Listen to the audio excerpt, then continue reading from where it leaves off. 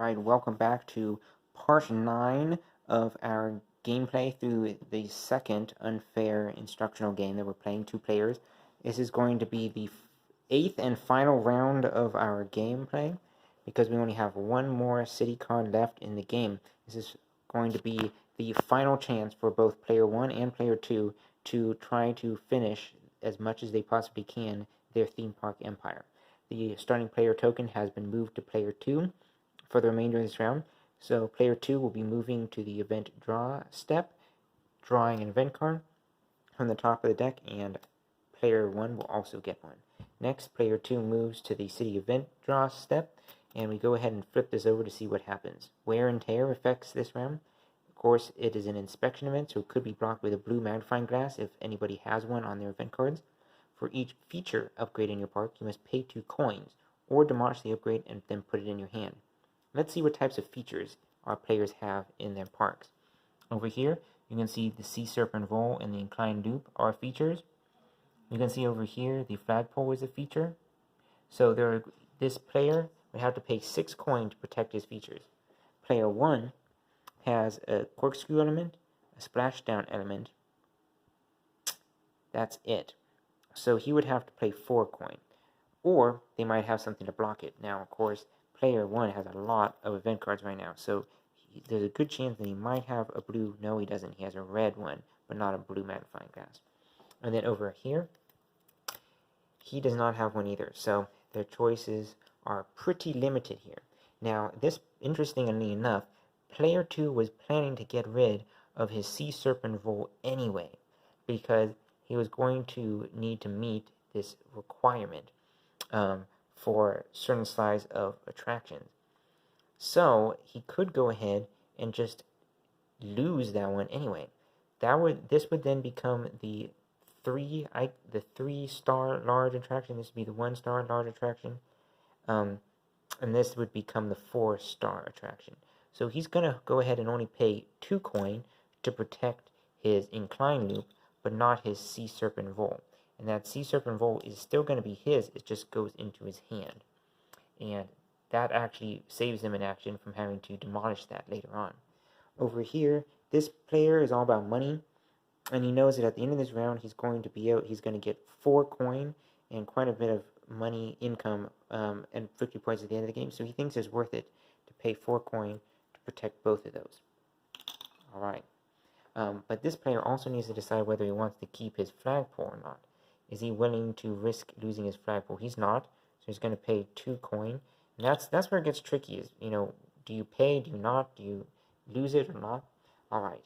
The marker now moves on to event play, and our starting player is, of course, right over here.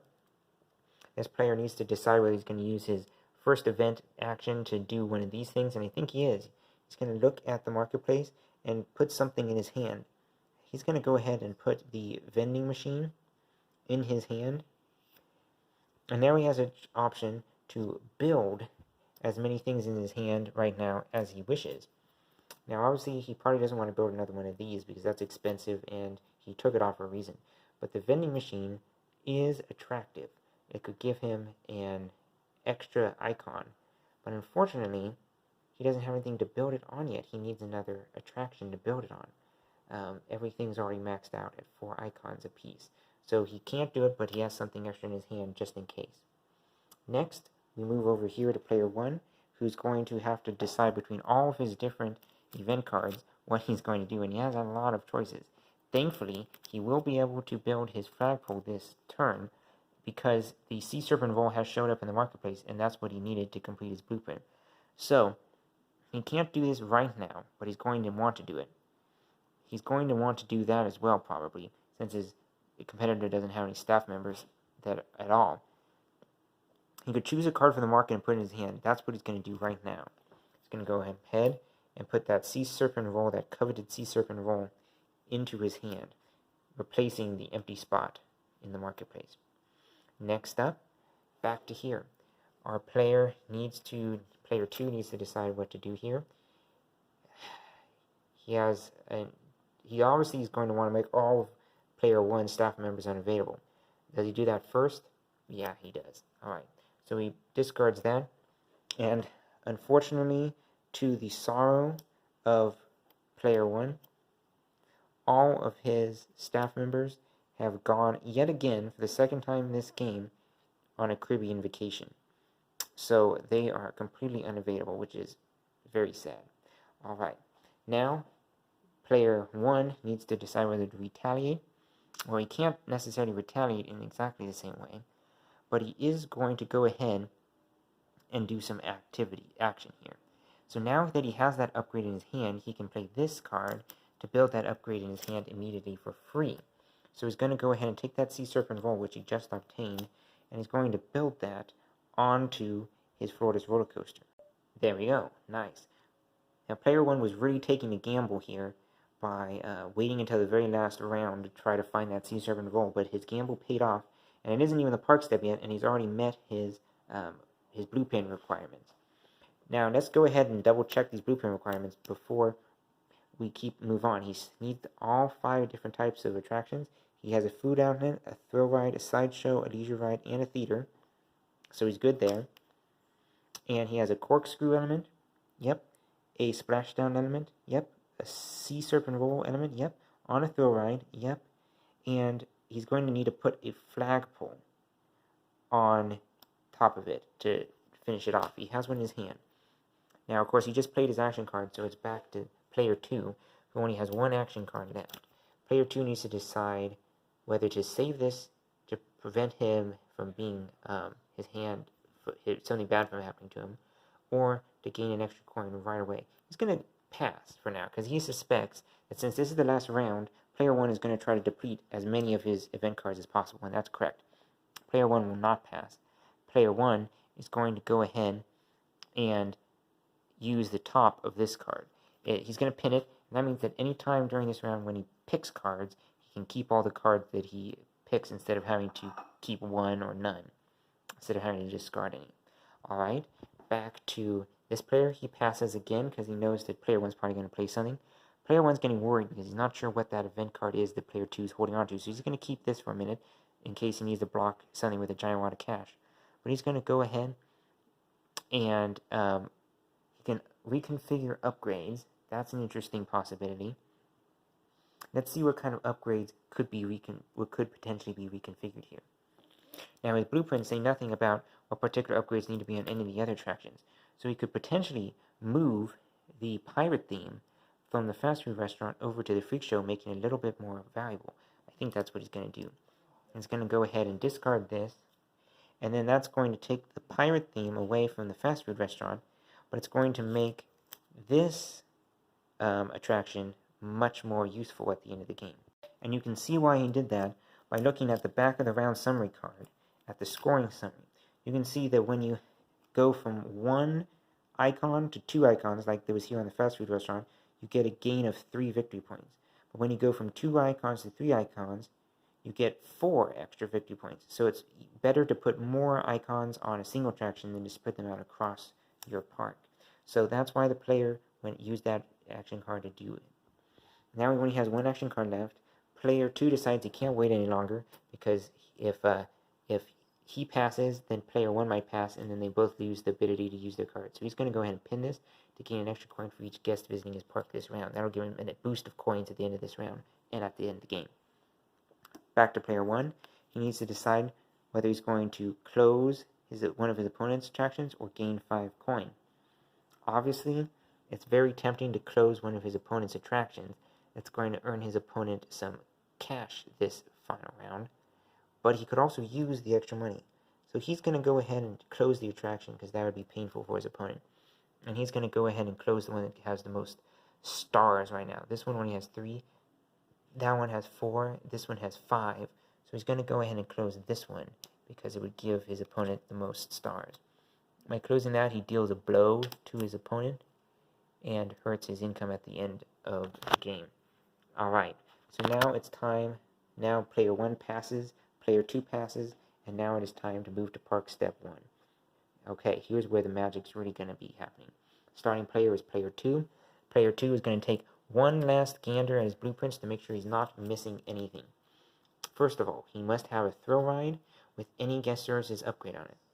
He does. He has his Mega Factory thrill ride, with his information kiosk guest services upgrade. He also needs a food outlet, which he has, so he will meet the top part of this blueprint. He also needs attractions with star totals of 1, 2, 3, and 4 stars exactly. Now this is where he's having some difficulties here, because he has an attraction with 1 star, he has an attraction with 3 stars, he has an attraction with 4 stars, he has an attraction with 5 stars, but he doesn't have one with 2 stars. So he's definitely thinking about trying to do that. There is a swinging ship available with 2 stars, so he's got his eyes on that right now. Second thing he needs to do is he needs to have a leisure ride with a quality upgrade, which he does, the monorail, and a sideshow with a quality upgrade, which he does. Also, all attractions need to have a feature upgrade. Unfortunately, he can't put a feature upgrade on everything, or else that would increase the amount of icons on each thing, and then that would mean that he couldn't meet this requirement at the bottom of this blueprint, which is worth 25 points, 50 points more than that requirement, which is that all attractions have exactly 4 icons in size. But this one is more valuable because not only is the bonus thing worth more, but he meets the top as well with the monorail with 2 superior quality upgrades, which he has. So all he needs to do is he needs to build 1 more attraction to make a 5th attraction in his park that has exactly 2 star value but 4 icons. If he can do that by the end of this round, he will have met almost all of his blueprint requirements, all the necessary requirements, and then 3 or a bunch of the extra requirements. So that's what he's got to do. Since it's his turn, he's going to go ahead and have to decide between building this and building this. Well, obviously he knows that his opponent isn't going to be able to afford that,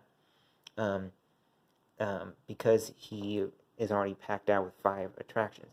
He's going to go ahead and spend the 14 necessary to build the swinging ship. He's going to go ahead and put that right there. And now he has his 2 stars and 2 icons. He just needs 2 more icons with 0 stars each. Go ahead and flip 1 card over. And now it's time for player 1 to go.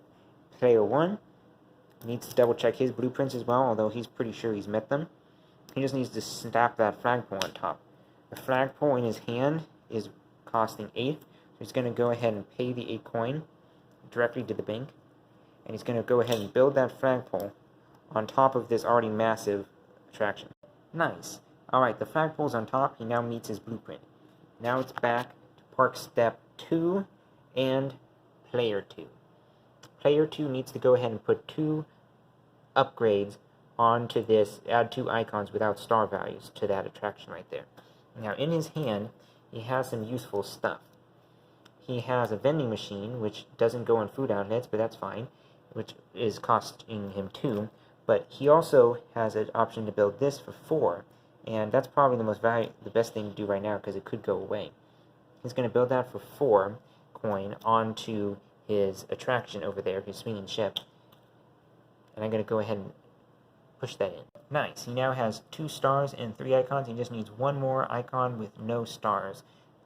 Now, it's back to player 1 to do something. He, of course, already meets his blueprints. He's fine. So whatever he needs to do now, he's going to do now, is designed to maximize his money at the end of the game. So he needs to probably put some sort of he either needs to spend wisely and get an upgrade, or do something else. Just take a look at how many points he's going to get. He's going to get 1, 2, 3, 4, 5, 6, 7, 8, 9, 10, 11, 12, 13, 14, 15, 16. 16 stars, sorry. But he doesn't have quite enough capacity for that. So he could go ahead and purchase a larger capacity so that he can take advantage of more stars. That is definitely an interesting possibility. I think he's going to go ahead and do that. He's going to go pay the 4 coin to add extra capacity to his park, just like that. Now, go ahead and flip that over, and it's back. Now it's park step 3. Alright, player 2 needs to decide what to do here. He needs to build 1 more thing right there. From his hand, he's going to go ahead and pay the 2 coin to build a vending machine onto the swinging ship. That'll add that 4th icon to the swinging ship without adding any extra stars. That, of course, costs 2 coin.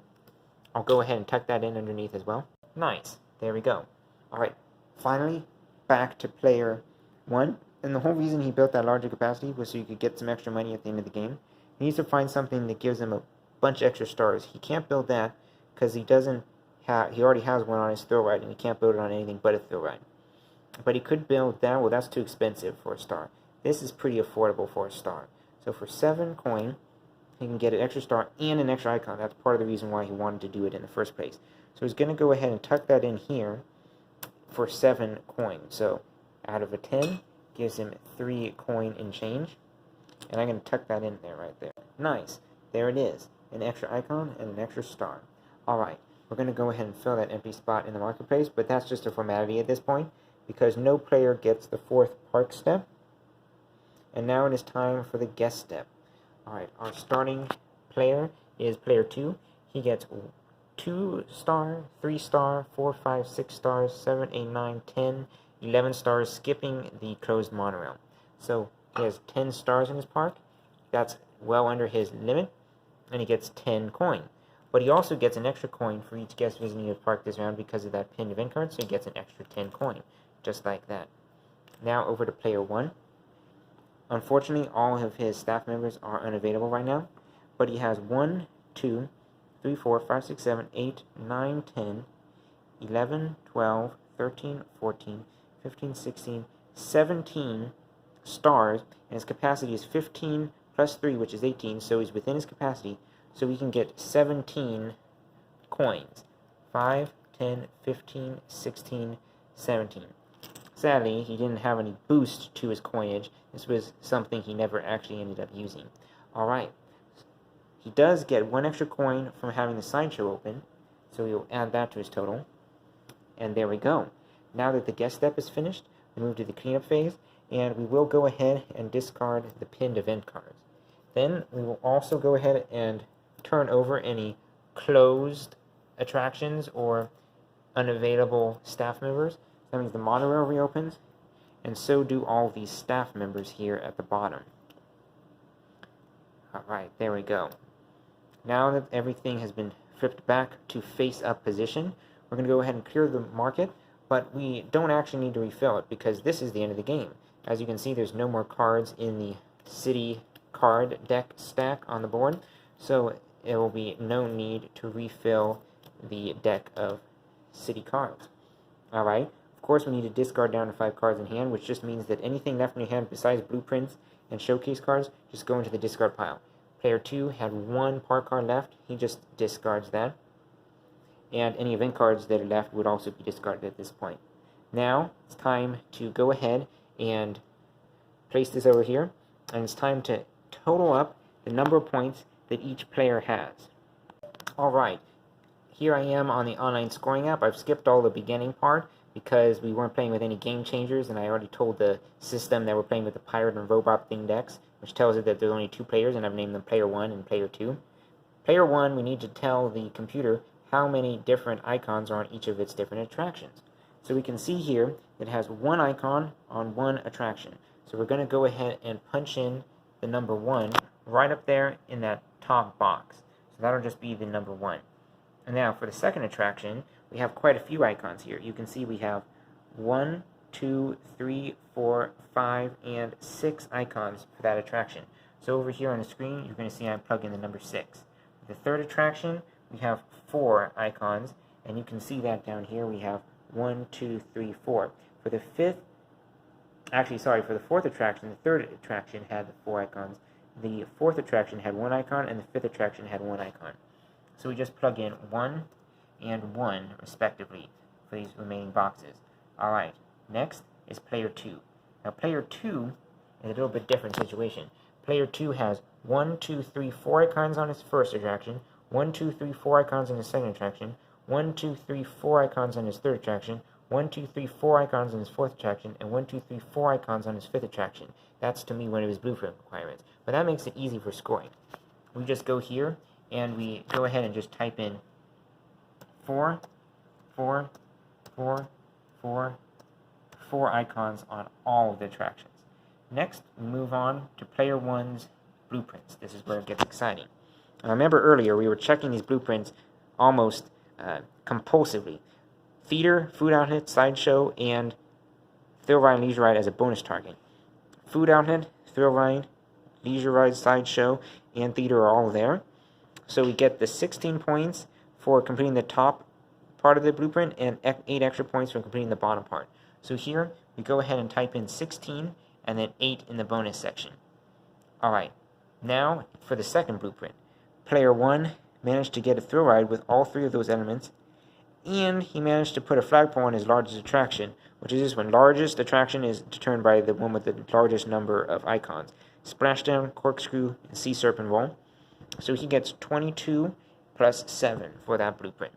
22 and a bonus of 7. He didn't fail any blueprints and he didn't have any remaining blueprints. So now we move on to player 2. Player 2, of course, is a slightly different situation as well. Player 2 had larger blueprints to complete, but they were worth more points. And we'll start with the monorail here. One monorail with 2 superior quality upgrades. You can see superior quality monorail. So he definitely gets the 29 points right there. Do all attractions have exactly 4 icons? Yes. So 29 points for completing the top, plus 25 for completing the bonus at the bottom. So 29 right there, and 25 right there. Alright, next is going to be blueprint number 2. Blueprint number 2 for player 2 required a leisure ride with a quality upgrade, which was definitely the monorail with a quality upgrade, and also required a sideshow with a quality upgrade. You can see player 2's sideshow has a quality upgrade. So that means the top part of this blueprint is complete with 29 points. This bonus target was all attractions having a feature upgrade, which they do not, so he only gets the 29 points for the top. He doesn't lose any points for not completing the bonus, it's just a bonus.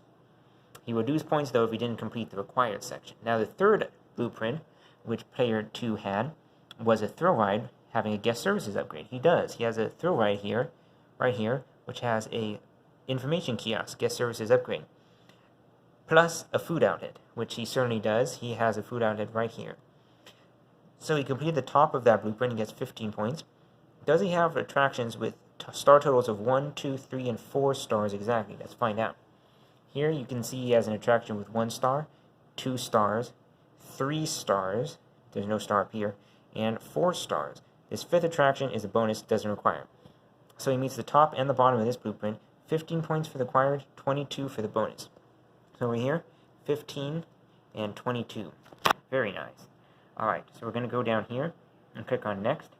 Now we need to add up the number of coins that each player has. You can see here that player 1 has quite a few coins. To make it easier, we're going to simplify it. 5, 10, 15, 20, 25 can be swapped out for a 25 coin token. And we'll do that again. 5, 10, 15, 20, 25. We swapped out for another 25 token. 1, 2, 3, 4, 5 can be swapped out for a 5 token. That tells us that we have exactly 55, 56, 57 coin for player 1.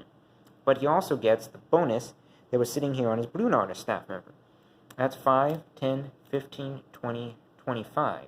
So even though the Balloon Artist was on a Caribbean vacation twice in this game, he managed to accumulate an additional 25 coin for player 1. It's 25, 50, 75, 80, 82 coin for player 1. Looks like his strategy was pretty good. Now player 2 also has a significant amount of coin. 5, 10, 15, 20, 25, 30, 31 coins. That's not bad, but it's less than half of what player 1 ended up with. Alright, moving on to the next step. Staff members. These are the victory points that each player has. Player 2 has no staff members whatsoever, while player 1 has a staff member here with 3 victory points, another with 3 victory points, another with 3 victory points, and another with 2. So that's 3, 6, 9, 11. So player 1 is going to plug in 11 right there, and we're going to move on to the next page. Alright, here we took the number of loans that each player took out. We know that player 2 took out 2 loans, and player 1 took out no loans. That's because player 1's loan card is still flipped over face down, and player 2's loan card is flipped over face up with the minus 20 victory point showing. So that means that he took out 1 loan and then a second loan. He loses minus 20 victory points for taking out that loan. That's what we do by telling it we took out 2 loans for player 2. On the next page, it gives us the raw data. Here you can see that player 2 actually won with 195 victory points, and player 1 ended up with 161 victory points. Let's take a moment to look at the next page. Now here it gets quite interesting. We have a breakdown. You can see up here the pirate and robot themes were used in this game, and we only have 2 players. Remember, player 1 was going for the money, and player 2 was going for the attractions and the blueprints. Now, if you just look at it, it really seems like player 2 did not do as well as player 1. Player 1 ended up with some pretty big attractions, a lot of money, and a lot of extra victory points, and no loan. Player 2 had loans going against it. It didn't complete all of its bonus blueprints, but it did complete quite a few. But also, player 1 completed several blueprints. It didn't end up with as much money. Player 2 also ended up with more attractions that had more icons, but fewer that had more icons. But somehow, player 2 came out on top. Let's break it down. Just based on the attractions itself, it makes sense that player 2 had more points because he didn't have just 1 or 2 attractions with a lot of icons and then 3 with no icons at all, or just 1 icon. He had all 5 attractions had 4 icons, which means that in total he had more points in his park than player 1 did. And here you can see he got a whopping 120 victory points from blueprints, more than twice as many as player 1 did, because he did difficult blueprints. If you look here at the blueprint difficulty that player 1 did, he did 2 medium difficulty blueprints. Over here, player 2 did a medium and 2 difficults. You may notice also that look at the point value, 22 and 7, 16 and 8. Those are small numbers. Over here, 15 and 22, 29 and 20, 29. All of these are very large numbers. So player 2 swamped player 1 in both attractions and blueprints. Now let's look at coins here. You can see that obviously player 1 totally beat player 2 in the amount of coins at the end and amount of victory points. But look at the measly amount of victory points that are earned from cast members. Staff members are more valuable for their special abilities than for the amount of victory points they give at the end of the game. Because you can see that that doesn't really do anything. And then, of course, loans. Player 2 lost some money. But really, player 2 won with 34 extra victory points. And most of that was coming from the blueprints and from the from having more attractions that were larger. So let's go ahead and consider really briefly what we've learned from this game. Although this was a quick game, it involved just 8 rounds, had only 2 players, and I was playing both players, so there was, I knew what the other players had. You can see that the money-only strategy is a little bit weak. Obviously, this player did not hurt for money the entire game. This player had to take out some loans, but the loan was worth it because it helped him achieve some very specific objectives, and those blueprints gave him a ton of points. And by him making sure that each attraction had a good amount of icons, that meant that he got a wide base of victory points at the end of the game without any special abilities from any of his staff members. It probably also helped that he was able to build his super attraction, which gave him that special ability each event, whereas player 1 never even touched his super attractions, and instead he just filled it up with normal types of rides. He could have built his super attraction instead of the thrill ride, but he needed that thrill ride at the beginning of the game to help get to that 5-point limit.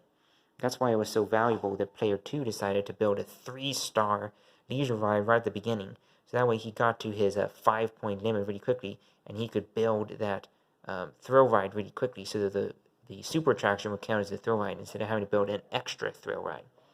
So there's some basic strategies right there that we've seen. I'm going to go ahead and sign off now. This has been part 9 of Game 2 of How to Play Unfair and Win. And I'm hoping to see you back in Game 3 when we will use completely different decks.